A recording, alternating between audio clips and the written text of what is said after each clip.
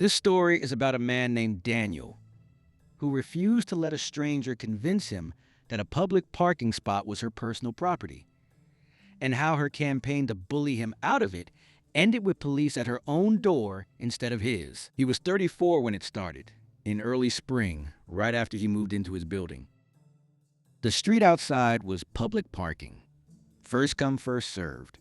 Simple as that. But his neighbor, a woman named Deborah, had appointed herself the unofficial owner of the spot directly in front of the building's side door. Not by any deed or permit, just by showing up every day and deciding it was hers.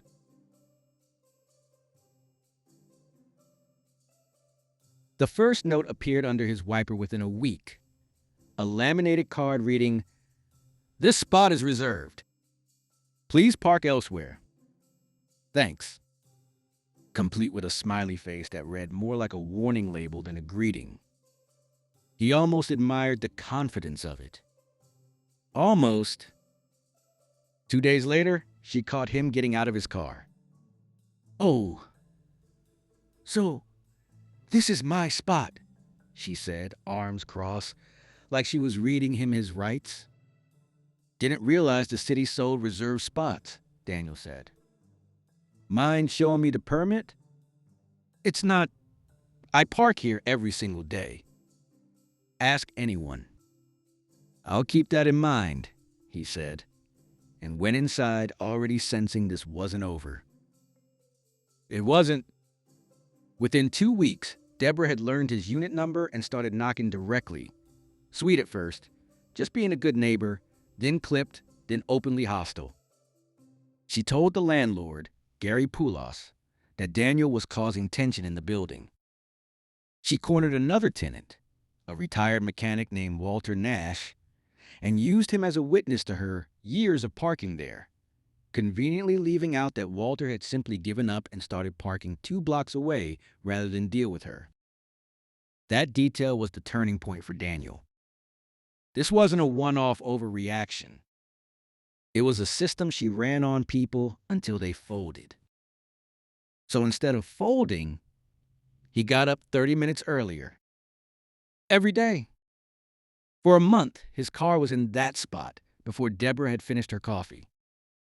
By day 3, the notes turned openly aggressive. "Move your car. This isn't a game," stacked with exclamation points like she was trying to physically will him out of the space. By week 2, she'd started parking illegally by a fire hydrant out of pure spite, which earned her a $150 ticket, a ticket she informed Daniel with a straight face was technically his fault. Week 3 is when it stopped being a battle of wills and became something else.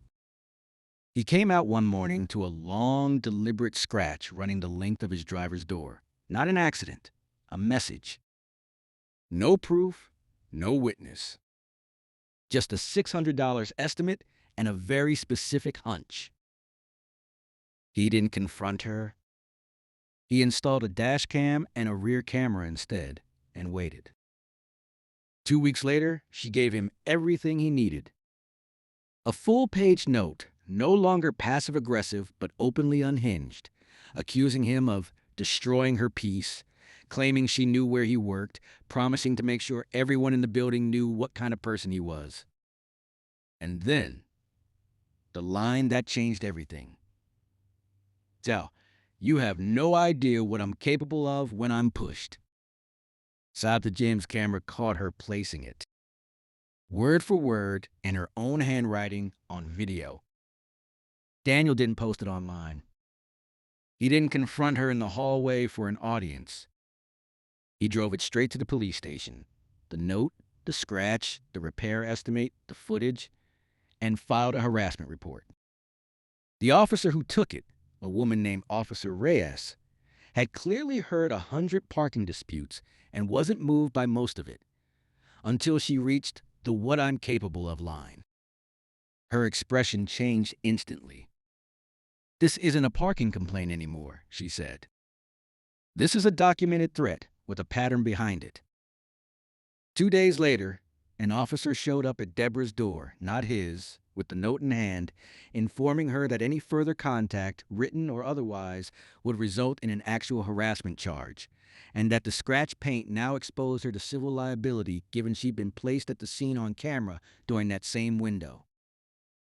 She didn't take it well. According to Walter, she stormed through the building afterward, telling anyone who'd listen that Daniel had sicked the cops on her over parking, conveniently erasing the part where she threatened him in writing. Gary, the landlord, who previously sided with her out of sheer conflict avoidance, suddenly stopped taking her calls once he heard the word harassment charge attached to his building. The note stopped overnight. So did the parking. Deborah started renting a spot 2 streets over for $85 a month, quietly paying for the exact thing she used to take for free through sheer force of will. Daniel still parks in that spot most mornings, though the satisfaction faded once the standoff ended. It was never really about the space. It was about refusing to let someone rewrite the rules of a public street just because she'd never once been told no and meant it. There was no dramatic unraveling, no viral moment, no public reckoning. The $600 repair bill is still sitting in small claims limbo. He still sees Deborah around sometimes. They don't speak. But he still wakes up 30 minutes early, out of habit now more than defiance. And there's something quietly satisfying about a public spot that belongs simply to whoever gets there first. Which it turns out was the rule the entire time.